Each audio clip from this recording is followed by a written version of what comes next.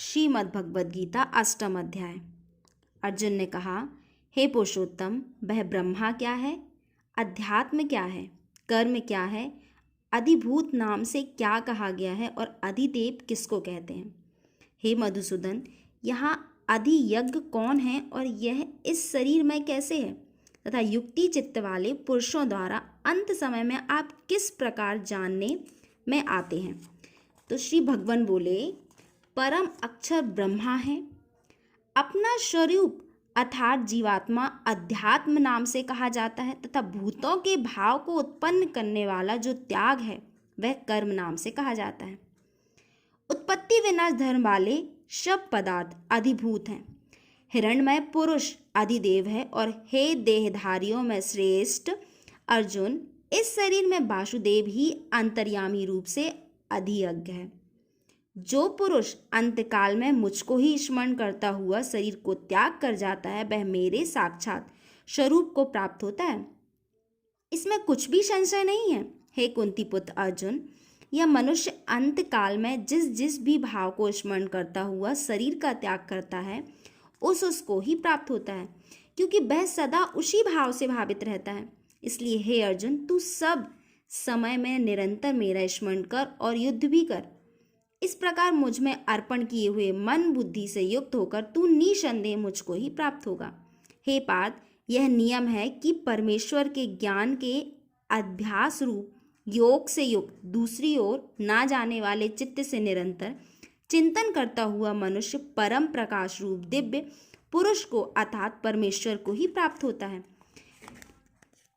जो पुरुष सर्वज्ञ अनादि सबके नियंता सूक्ष्म से भी अति सूक्ष्म सबके धारण पोषण करने वाले अचित्य स्वरूप सूर्य के सदृश नित्य चेतन प्रकाश रूप और अविद्या से अति परे शुद्ध सच्चिदानंदन परमेश्वर का स्मरण करता है, वह भक्ति युक्त पुरुष अंत काल में ही भी योग बल से भ्रकुटी के मध्य में प्राण को अच्छी प्रकार स्थापित करके फिर निश्चल मन से स्मरण करता हुआ उस दिव्य रूप परम पुरुष परमात्मा को ही प्राप्त होता है। वेद के जानने वाले विद्वान जिस सच्चिदानंदन रूप परम पद को अविनाशी कहते हैं, आसक्ति रहित यत्नशील सन्यासी महात्मा जन जिसमें प्रवेश करते हैं और जिस परम पद को चाहने वाले ब्रह्मचारी लोग ब्रह्मचार्य का आसन करते हैं, उस परम पदों को मैं मेरे लिए संक्षेप में कहूँगा। सब इंद्रियों के द्वारा रोककर तथा मन को स्वदेश में स्थित करके फिर उस जीते हुए मन के द्वारा प्राण को मस्तक में स्थापित करके परमात्मा संबंधी योग धारणा में स्थित होकर जो पुरुष ओम इस एक अक्षर रूप ब्रह्मा को उच्चारण करता हुआ और उसके अर्शस्वरूप मुझ निर्गुण ब्रह्मा का चिंतन करता हुआ शरीर को त्याग कर जाता है, वह पुरुष परम गति को प्राप्त होता है। हे अर्जुन, जो पुरुष मुझ में अनन्य चित्त होकर सदा ही निरंतर मुझ पुरुषोत्तम को स्मरण करता है, उस नित्य निरंतर मुझ में युक्त हुए योगी के लिए मैं सुलभ हूँ, अर्थात उसे सहज ही प्राप्त हो जाता हूँ।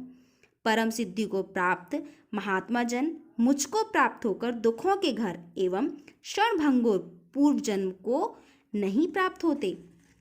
हे अर्जुन, ब्रह्मलोक प्रयत्न सब लोग पुनरावृत्ति के, परंतु हे कुंती पुत्र, मुझको प्राप्त होकर पुनः जन्म नहीं होता, क्योंकि मैं कालातीत हूँ और ये सब ब्रह्मादि के लोक काल के द्वारा समिति होने से अनित्य हैं। ब्रह्मा का जो एक दिन है उसको 1000 चतुर्गीत तक की अधि बोल सकते हैं कि अवधि वाला, और रात्रि को भी 1000 चतुर्योगी तक की अवधि वाली जो पुरुष तत्व में जानते हैं वे योगी जन काल के तत्व को जानने वाले हैं। संपूर्ण चराचर भूतगण ब्रह्मा के दिन के प्रवेश काल में अव्यक्त से अर्थात ब्रह्मा के सूक्ष्म शरीर से उत्पन्न होते हैं और ब्रह्मा की रात्रि के प्रवेश काल में उस अव्यय यज्ञ नामक ब्रह्मा के सूक्ष्म शरीर में ही लीन हो जाते हैं।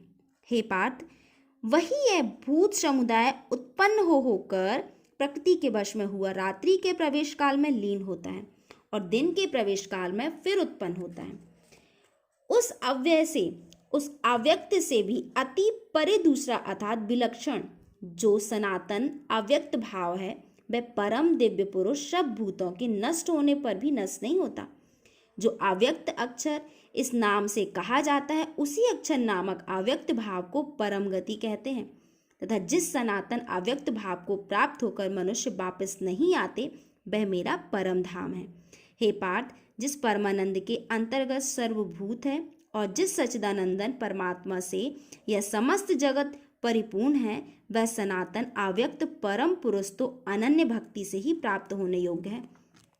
हे अर्जुन, जिस काल में शरीर त्याग कर गए हुए योगी जन तो वापस ना लौटने वाली गति को और जिस काल में गए हुए वापस लौटने वाली गति को ही प्राप्त होते हैं उस काल को अर्थात दोनों मार्गों को कहूँगा।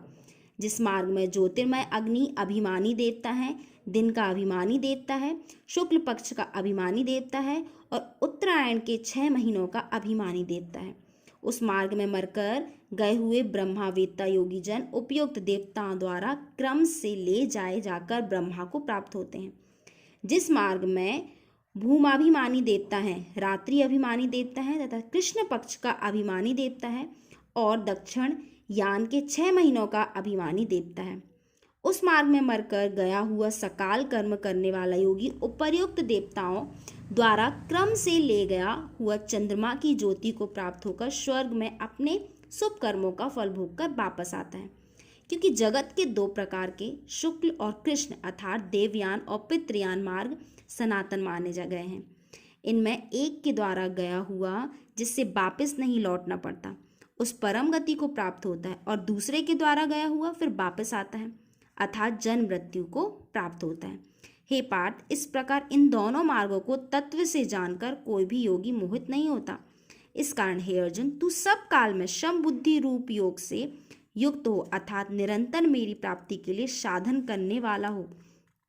योगी पुरुष इस रहस्य को तत्व से जानकर वेदों के पढ़ने में तथा यज्ञ तप और दान आदि के करने में जो पुण्य फल कहा है उन सबको निसंदेह उल्लंघन कर जाता है और सनातन परम पद को प्राप्त होता है। तो इस 8वें अध्याय में श्री कृष्ण अर्जुन को समझाते हुए कहते हैं कि तू समानता रख, तू समय को समान समझ, चाहे वो सुख हो या दुख हो, तू सभी को समान दृष्टि से देख, क्योंकि ये कर्म योद्धा इन पर भेद नहीं करता। सुख हो या दुख हो, इन पर किसी भी प्रकार का यहाँ पर भेद नहीं होता है।